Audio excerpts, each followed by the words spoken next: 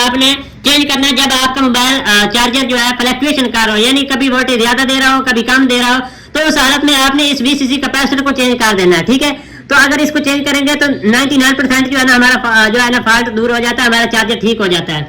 उसके बाद मैंने आप लोगों को बताया था कि अगर आउटपुट पे जो कैपेसिटर लगा हुआ है ये, ठीक है, तो इनको इनमें यानी इनको चेंज कर देना है। अगर फिर भी मसला नहीं हल होता तो फिर आपने ये देखना है कि यहाँ पे जो ऑप्टो कपलर लगा हुआ है, यहाँ पे ये देखे जी ऑप्टो कपलर है, तो यहाँ पे मैंने ऑप्टो कपलर को भी चेंज करके चेक किया है। तो ऑप्टो कपलर को जब मैंने चेंज किया तो फिर भी मेरा जो फॉल्ट था वो बिल्कुल ऐसे था, जो यानी वोल्टेज जो अप डाउन हो रही थी, कभी ज्यादा हो जाती थी कभी कम हो जाती थी। मैं बड़ा परेशान हो गया, मैंने कहा यार पत्नी मसला क्या। फिर मैंने शीशे की मदद से जब देखे इसके ऊपर कंपोनेंट्स वगैरह चेक किए तो कंपोनेंट्स भी बिल्कुल 10/10 थे, कंपोनेंट कोई रेजिस्टर नहीं खराब था, तो इसके ऊपर भी 12 वोल्ट बिल्कुल कांस्टेंट है। जब मैंने कैपेसिटर नहीं चेंज की तो उस वक्त इसके ऊपर फ्लक्चुएशन हो रही थी, यानी कभी वोल्टेज अप हो रही थी कभी डाउन हो रही थी। तो प्रॉब्लम क्या था, मेन कैपेसिटर जो बल्क कैपेसिटर थे वो खराब थे। अब आउटपुट पे इसके वोल्टेज को चेक करते हैं कि हमें आउटपुट पे कितनी वोल्टेज मिल रही है।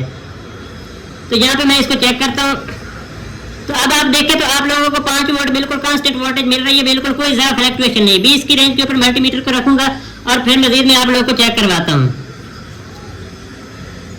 तो यहाँ पे देखिए 5.1 वोल्ट हमें बिल्कुल कांस्टेंट मिल रही है। अब मैं आप लोगों को मोबाइल लगा के चार्जिंग चेक करवाता हूँ कि ये चार्जिंग भी करता है कि नहीं करता।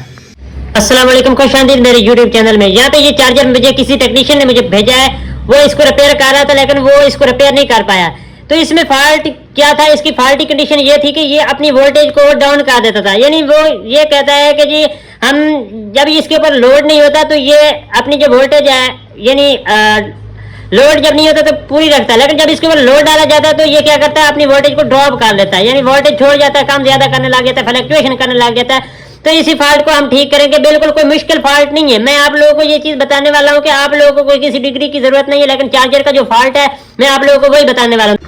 वीडियो पूरी देखेंगे आप लोगों को समझ जाएगी कि कोई भी फॉल्ट होता है चार्जर के अंदर हम उसको तलाश नहीं कर पाते, लेकिन मैं आप लोगों को आसान तरीके में ये समझाऊंगा कि आपका कोई भी चार्जर होता है ना, तो वो जब आपका चार्जर को यानी आपके मोबाइल को फास्ट चार्जिंग नहीं कर रहा होता तो उस दौरान में आपको क्या करना चाहिए। अब मेरे भाई ये देखे मेरे पास ये चार्जर आया है, इसका ये किसी टेक्नीशियन ने मुझे भेजा है कि उसने कहा कि सर ये मुझे रिपेयर करके दे दे। तो मैंने कहा चलो ठीक है, मैं आप लोगों को आपको ना रिपेयर करके दे देता हूँ। असल बात पता है क्या बात ये है कि ये चार्जिंग सही तरह नहीं कर रहा था, ठीक है, बिल्कुल इसका पीसीबी ओके 10/10 कंडीशन के ऊपर था, ठीक है। अब फॉल्ट इसमें यह था कि जब मैंने इसे देखा तो मैंने सबसे पहले क्या किया, मैंने इसका VCC कैपेसिटर ये चेंज किया, ठीक है। मैं आप लोगों को नन्ना सा कैपेसिटर चेक करवाता हूँ, मैंने पीछे भी वीडियो लगाई थी, आप लोगों को बताया था कि VCC कैपेसिटर आपने चेंज करना है जब आपका मोबाइल चार्जर जो है फ्लक्चुएशन कर रहा हो, यानी कभी वोल्टेज ज्यादा दे रहा हो कभी कम दे रहा हो, तो उस हालत में आपने इस VCC कैपेसिटर को चेंज कर देना है, ठीक है।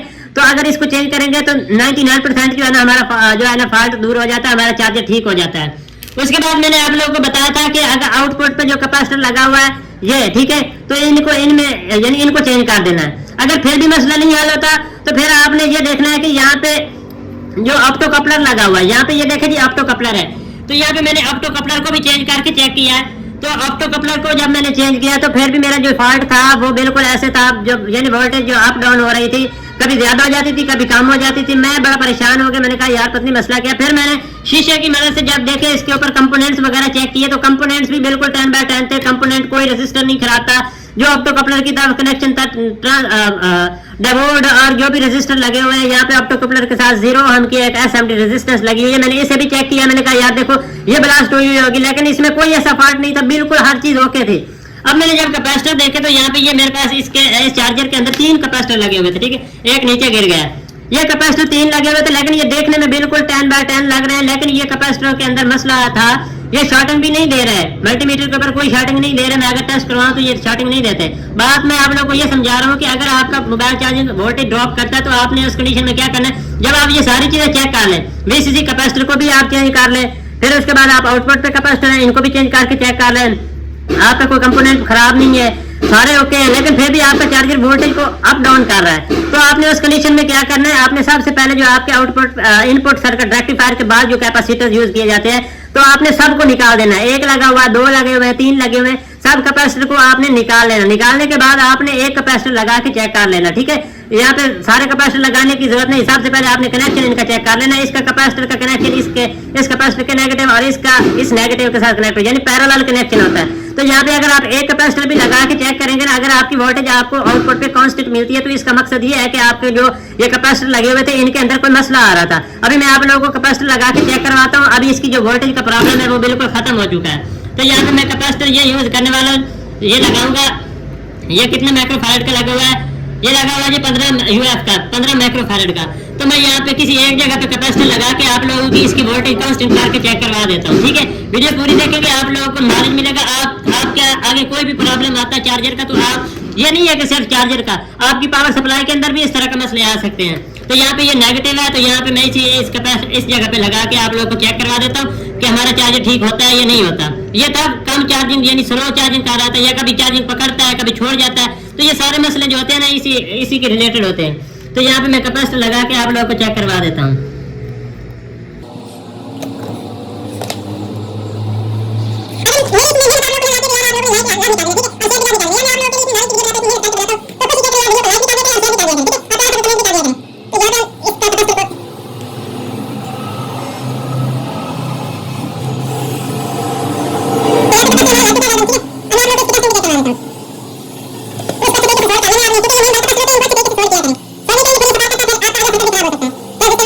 ड्राइव आईसी होती है, ठीक है। ये ड्राइव आईसी लगी हुई है। जब मैंने इसे चेक किया, ये ड्राइव आईसी भी इसकी ठीक थी। मैंने कहा यार इसके अंदर कोई मसला है नहीं है, तो मेरी ये प्रॉब्लम कर क्यों रहा है। तो फिर मैंने जो सारे कैपेसिटर लगे हुए थे उनको निकाल दिया। निकाल के उसके बाद मैंने ये जो है ना 4.7 माइक्रोफैराड का कैपेसिटर लगाया, ठीक है। तो अब मैं इसको वायर लगा के आप लोगों को चेक करवा देता हूँ। अब इसकी वोल्टेज बिल्कुल कांस्टेंट हो चुकी है, बिल्कुल अच्छे तरीके से काम कर रहा है, कोई इसके अंदर फ्लक्चुएशन नहीं है। तो अब ये मोबाइल को भी चार्जिंग करेगा। मोबाइल चार्जिंग करके भी आप लोगों को चेक करवा देता हूँ इसके ऊपर। अब यहाँ पे ये देखें, मैंने इसको सीरीज लैंप से जो है ना अप्लाई करूंगा वोल्टेज, और यहाँ पे मल्टीमीटर को हम रखेंगे 20 की रेंज के ऊपर। ये पहले 600 की रेंज के ऊपर रख के हम इसकी जो मेन बाल कैपेसिटर की वोल्टेज है उसको चेक कर लेते हैं कि क्या फ्लक्चुएशन कर रहा है कि नहीं कर रहा है।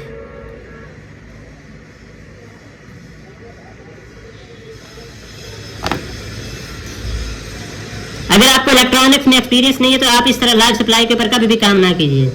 तो यहाँ पे ये देखें बिल्कुल कांस्टेंट वोल्टेज हमें मिल रही है 300, ये हिल रहा है ना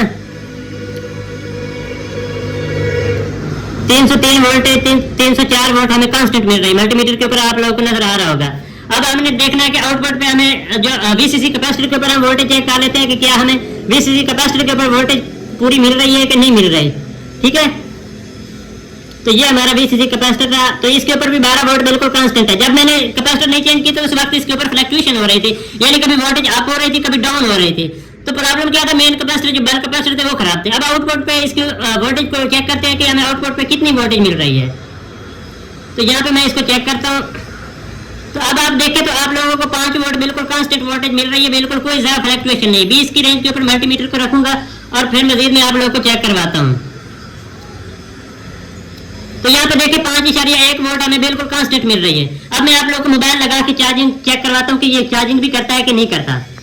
यहाँ पे हम मोबाइल को चार्जिंग लगा के चेक कर लेते हैं कि जी हमारा मोबाइल चार्ज होता है या नहीं होता। यहाँ पे केबल मैंने लगा दी है, मल्टीमीटर में साइड पे कर देता हूँ और यहाँ पे ये मेरा मोबाइल आ चुका है और मैं इसको यहाँ पे लगा देता हूँ, ठीक है। इसका जैक भी ढीला है, ये भी मुझे चेंज करना पड़ेगा। अब मैंने लगा दिया तो ये देखे जी मोबाइल हमारा चार्ज हो रहा है, ठीक है। यानी जब ये मेरे पास आया था तो उस वक्त ये क्या करता था, कभी वोल्टेज को यानी मोबाइल चार्जिंग होता था, कभी छोड़ जाता था, कभी चार्जिंग होता था, कभी छोड़ जाता था। अब इसमें जो मसला मैंने आप लोगों को बताया वो आप लोगों को समझ आ गई होगी। अगर वीडियो पूरी देखी है तो इंशाल्लाह अगर आप मोबाइल चार्जर रिपेयर करने बैठेंगे ना तो आप लोगों को ये पता चल जाएगा कि जब वोल्टेज फ्लक्चुएशन कर रही हो तो हमें क्या करना चाहिए, कौन कौन सी चीजें हमें चेंज करनी चाहिए। तो अगर आप लोगों को मेरी इस वीडियो में थोड़ी सी मेहनत नजर आती है ना तो मेरे भाई कमेंट लाइक लाजमी कर दीजिएगा, ठीक है। तो बाकी ये इंफॉर्मेटिव आप चेक कर सकते हैं। यहाँ पे मोबाइल बिल्कुल प्रॉपर अच्छे तरीके से चार्ज हो रहा है, 32% है। तो लाइक बनता है यार, लाइक कर दिया करें। जज़ाकल्लाह। वीडियो अच्छी लगे लाइक कीजिएगा, कुछ सवाल हो कमेंट कीजिएगा। अगली वीडियो मिलते हैं, अल्लाह हाफिज़। जब आपका मोबाइल की वोल्टेज ठीक हो जाए फिर आपने ये तीनों जो कैपेसिटर हैं वो आपने डाल देने हैं इसके अंदर। तीनों कैपेसिटर नए डाल देने हैं, जो निकाले हैं ना। यहाँ पे मैं इसको निकाल लेता हूँ, मैं आप लोगों को यहाँ पे चेक करवा देता हूँ। यहाँ पे मैं निकाल लेता हूँ ना, तो अब मैं अगर वीडियो बनाने बैठ जाऊँ तो वीडियो बहुत ही लेंथी हो जाएगी। तो अब मुझे पता चल गया, तो मैं आप इसकी जगह जो भी कैपेसिटर है 10 UF का लगा सकते हैं, 6.8 माइक्रोफैरड का लगा सकते हैं, सेम माइक्रोफैरड के लगा सकते हैं यहाँ पे। ठीक है, मैं अब ये दोनों कैपेसिटर जो रह गए हैं ये वाले, ठीक है, ये दोनों कैपेसिटर लगा दूंगा। ठीक है, तो आपने जब आपका फॉल्ट ठीक हो जाए तो फिर आपने कैपेसिटर तीनों लगा देने, क्योंकि हम इसके ऊपर फास्ट चार्जिंग लेते हैं, ये इन्फिनिक्स का चार्जर था। तो कैपेसिटर लाजमी आपने 3 लगाने, अगर एक लगाएंगे तो फिर आपका एक ये खराब हो जाएगा।